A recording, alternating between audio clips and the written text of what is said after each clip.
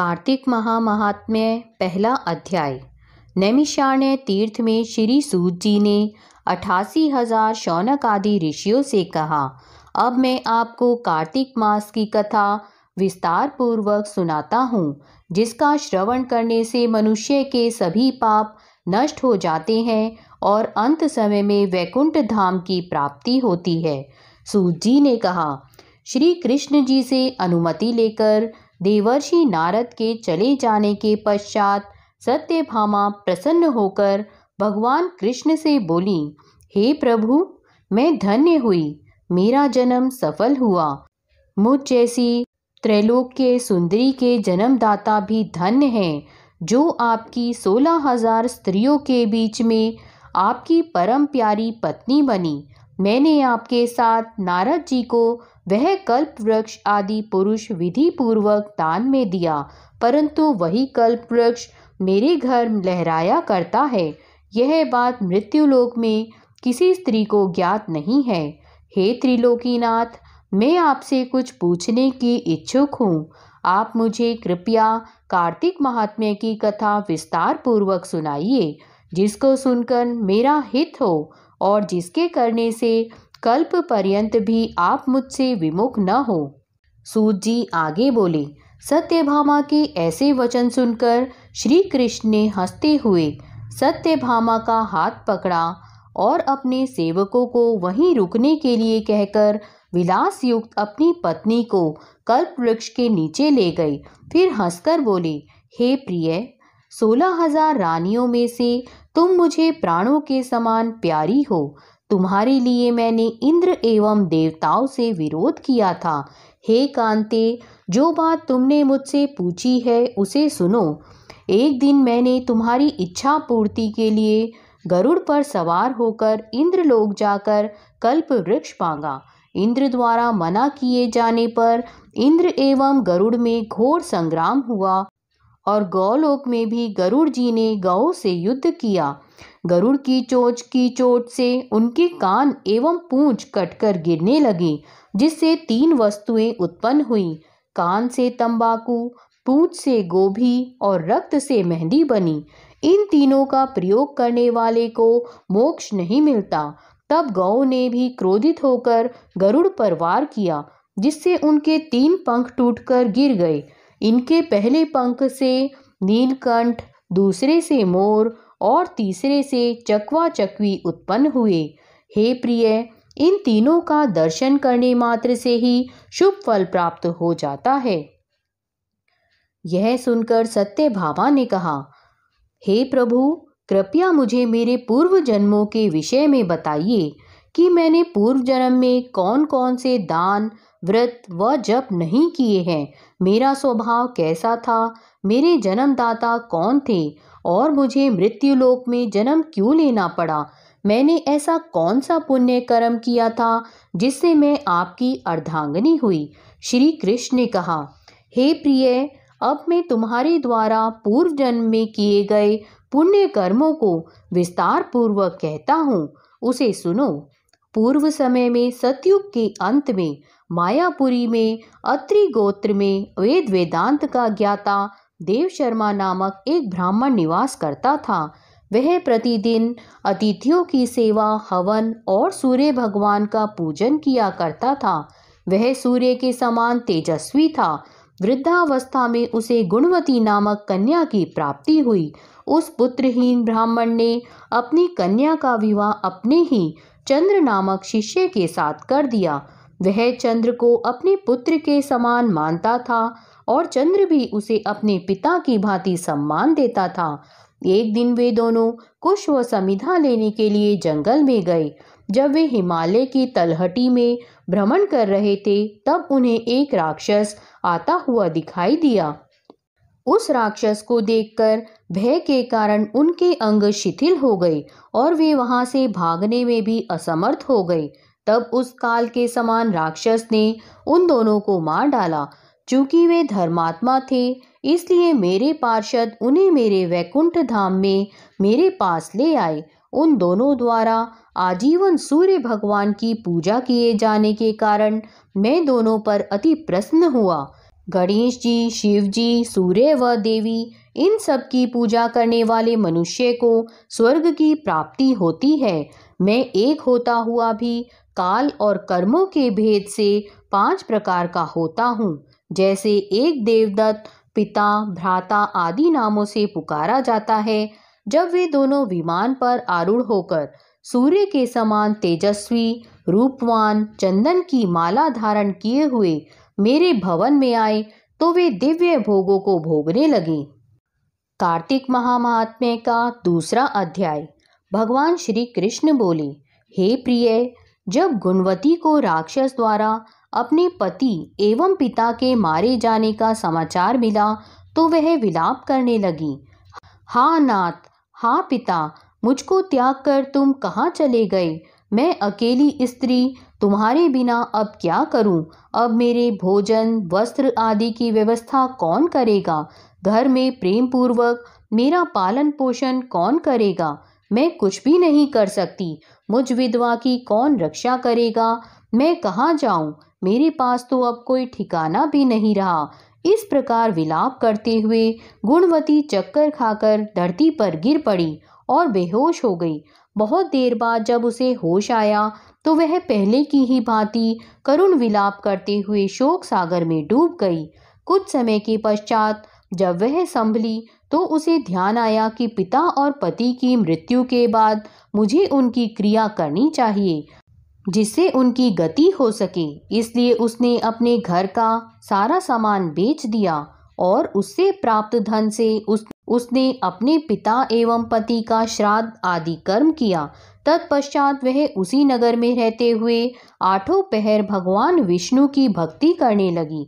उसने मृत्यु पर्यंत तक नियम पूर्वक सभी एकादशियों का व्रत और कार्तिक महीने में उपवास एवं व्रत किए।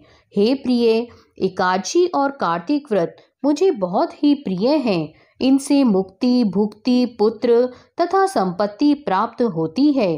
कार्तिक मास में जब तुला राशि पर सूर्य आता है तब ब्रह्म मुहूर्त में उठकर स्नान करने व व्रत व उपवास करने वाले मनुष्य मुझे बहुत प्रिय हैं, क्योंकि यदि उन्होंने पाप भी किए हो तो भी स्नान व व्रत के प्रभाव से उन्हें मोक्ष प्राप्त हो जाता है। कार्तिक में स्नान, जागरण, दीपदान तथा तुलसी के पौधे की रक्षा करने वाले मनुष्य साक्षात भगवान विष्णु के समान हैं।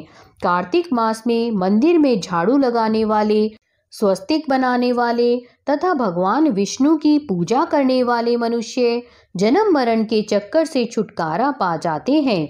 यह सुनकर गुणवती भी प्रतिवर्ष श्रद्धा पूर्वक कार्तिक का व्रत और भगवान विष्णु की पूजा करने लगी। हे प्रिय, एक बार उसे ज्वर हो गया और वह बहुत कमजोर भी हो गई। फिर भी वह किसी प्रकार गंगा स्नान के लिए चली गई। गंगा तक तो वह पहुंच गई, परंतु शीत के कारण वह बुरी तरह से कांप रही थी। इस कारण वह शिथिल हो गई। तब मेरे दूत उसे मेरे धाम में ले आए। तत्पश्चात ब्रह्मा आदि देवताओं की प्रार्थना करने पर जब मैंने कृष्ण का अवतार लिया तो मेरे गण भी मेरे साथ इस पृथ्वी पर आए, जो इस समय यादव हैं। तुम्हारे पिता पूर्व जन्म में देव शर्मा थे तो इस समय सत्राजित हैं।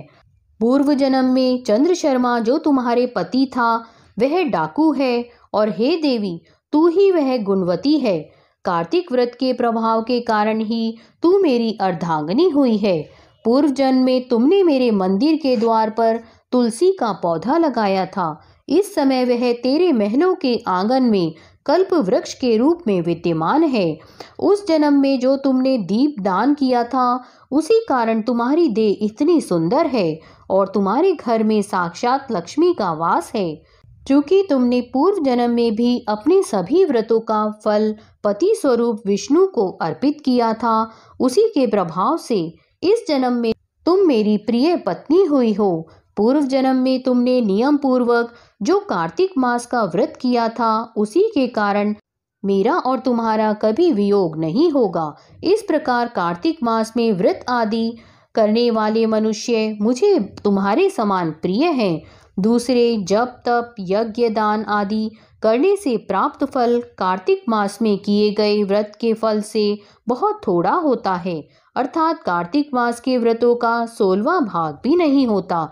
इस प्रकार सत्यभामा भगवान श्री कृष्ण के मुख से अपने पूर्व जन्म के पुण्य का प्रभाव सुनकर बहुत प्रसन्न हुई।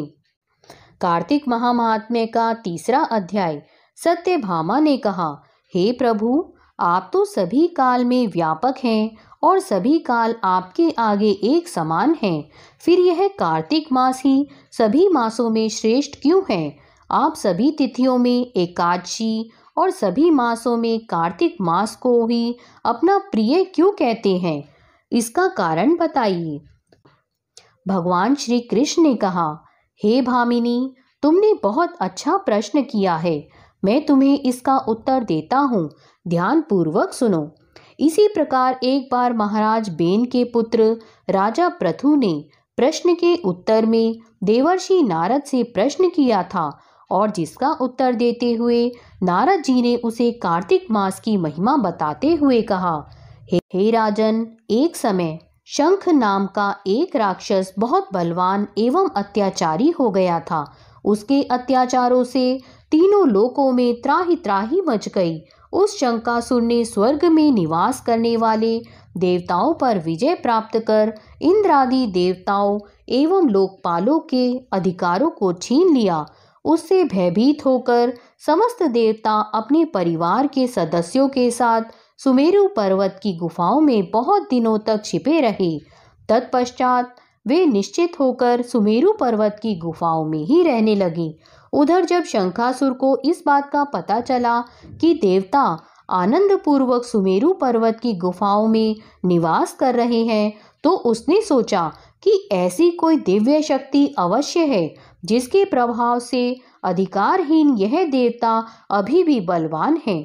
सोचते सोचते वह इस निर्णय पर पहुंचा कि वेद मंत्रों के बल के कारण ही देवता बलवान हो रहे हैं। यदि इनसे वेद छीन लिए जाएं तो वे बलहीन हो जाएंगे। ऐसा विचार कर शंखासुर ब्रह्मा जी के सत्यलोक से शीघ्र ही वेदों को हर लाया। उसके द्वारा ले जाए जाते हुए भय से उसके चंगुल से निकल भागे और जल में समा गए।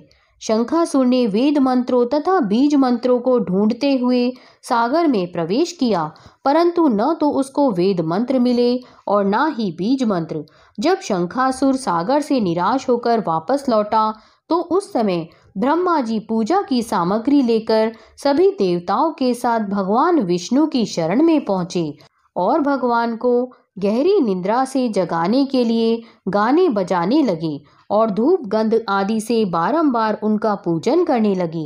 धूप दीप नैवेद्य आदि अर्पित किए जाने पर भगवान की निद्रा टूटी और वह देवताओं सहित ब्रह्मा जी को अपना पूजन करते हुए देखकर बहुत प्रसन्न हुए तथा कहने लगे, मैं आप लोगों के इस कीर्तन एवं मंगलाचरण से बहुत प्रसन्न हूँ। आप अपना अभिष्ट वरदान मांगिए, मैं अवश्य प्रदान करूँगा। जो मनुष्य आश्विन शुक्ल की एकादशी से देवोत्थान एकादशी तक ब्रह्म मुहूर्त में उठकर मेरी पूजा करेंगे, उन्हें तुम्हारी ही भांति मेरे प्रसन्न होने के कारण सुख की प्राप्ति होगी। आप लोग जो पाद्य अर्घ्य आचमन और जल आदि सामग्री मेरे लिए लाए हो, वे अनंत गुणों वाली होकर आपका कल्याण करेंगी। शंखासुर द्वारा हरे गए संपूर्ण वेद जल में स्थित हैं। मैं सागर पुत्र शंखासुर का वध कर के उन वेदों को अभी लाए देता हूँ। आज से मंत्र बीज और वेदों सहित मैं प्रतिवर्ष कार्तिक मास में जल में विश्राम किया करूँगा। अब मैं मत्स्य का रूप धारण करके जल में जाता हूँ। तुम सब देवता भी मुनीश्वरों सहित मेरे साथ जल में आओ। इस कार्तिक मास में जो श्रेष्ठ मनुष्य प्रातः काल स्नान करते हैं, वे सब यज्ञ के अवभृत स्नान द्वारा भली भांति नहा लेते हैं। हे देवेंद्र, कार्तिक मास में व्रत करने वालों को सब प्रकार से धन पुत्र पुत्री आदि देते रहना और उनकी सभी आपत्तियों से रक्षा करना। हे धनपति कुबेर, मेरी आज्ञा के अनुसार तुम उनके धन धान्य की वृद्धि करना, क्योंकि इस प्रकार का आचरण करने वाला मनुष्य मेरा रूप धारण करके जीवन मुक्त हो जाता है। जो मनुष्य जन्म से लेकर मृत्यु पर्यंत विधि पूर्वक इस उत्तम व्रत को करता है वह आप लोगों का भी पूजनीय है। कार्तिक शुक्ल पक्ष की एकादशी तिथि को तुम लोगों ने मुझे जगाया है, इसलिए यह तिथि मेरे लिए अत्यंत प्रीतिदायिनी और माननीय है। हे देवताओं, यह दोनों व्रत नियम पूर्वक करने से मनुष्य मेरे सानिध्य प्राप्त कर लेते हैं। इन व्रतों को करने से जो फल मिलता है वह अन्य किसी व्रत से नहीं मिलता। अतः प्रत्येक मनुष्य को सुखी और निरोग रहने के लिए कार्तिक महात्म्य और एकादशी की कथा सुनते हुए उपयुक्त नियमों का पालन करना चाहिए। कार्तिक महात्म्य का चौथा अध्याय। नारद जी ने कहा, ऐसा कहकर भगवान विष्णु मछली का रूप धारण करके आकाश से जल में गिरे। उस समय विंध्याचल पर्वत पर तप कर रहे महर्षि कश्यप अपनी अंजलि में जल लेकर खड़े थे। भगवान उनकी अंजलि में जा गिरे। महर्षि कश्यप ने दया करके उसे अपने कमंडल में रख लिया। मछली के थोड़ा बड़ा होने पर महर्षि कश्यप ने उसे कुएं में डाल दिया। जब वह मछली कुएं में भी न समा सकी तो उन्होंने उसे तालाब में डाल दिया। जब वह तालाब में भी न आ सकी तो उन्होंने उसे समुद्र में डाल दिया। वह मछली वहां भी बढ़ने लगी। फिर मत्स्य रूपी भगवान विष्णु ने इस शंखासुर का वध किया और शंखासुर को हाथ में लेकर बद्री वन में आ गए।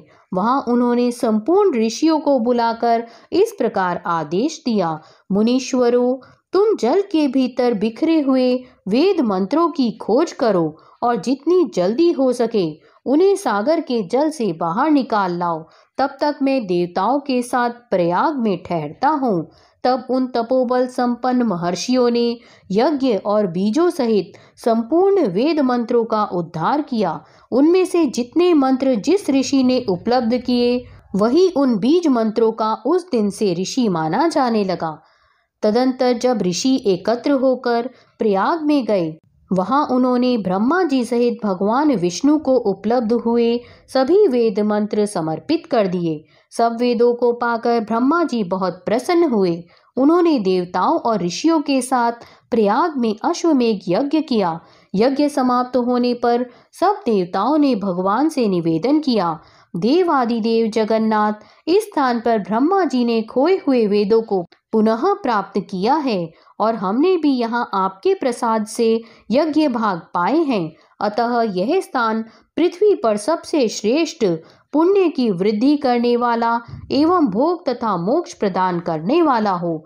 साथ ही यह समय भी महापुण्यमय और ब्रह्मघाती आदि महापापियों की भी शुद्धि करने वाला हो तथा यह स्थान यहाँ दिए हुए दान को अक्षय बना देने वाला भी हो। यह वर दीजिए।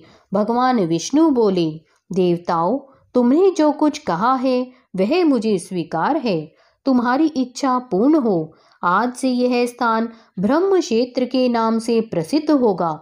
सूर्यवंश में उत्पन्न राजा भगीरथ यहाँ गंगा को ले आएंगे और वह यहाँ सूर्य कन्या यमुना से मिलेगी। ब्रह्मा जी और तुम सब देवता मेरे साथ यहाँ निवास करो। आज से यह तीर्थ तीर्थराज के नाम से विख्यात होगा। तीर्थराज के दर्शन से तत्काल सब पाप नष्ट हो जाएंगे। जब सूर्य मकर राशि में स्थित होंगे उस समय यहाँ स्नान करने वाले मनुष्यों के सब पापों का यह तीर्थ नाश करेगा। यह काल भी मनुष्यों के लिए सदा महान पुण्य फल देने वाला होगा। माघ में सूर्य के मकर राशि में स्थित होने पर यहाँ स्नान करने से सालोक्य आदि फल प्राप्ति होंगे।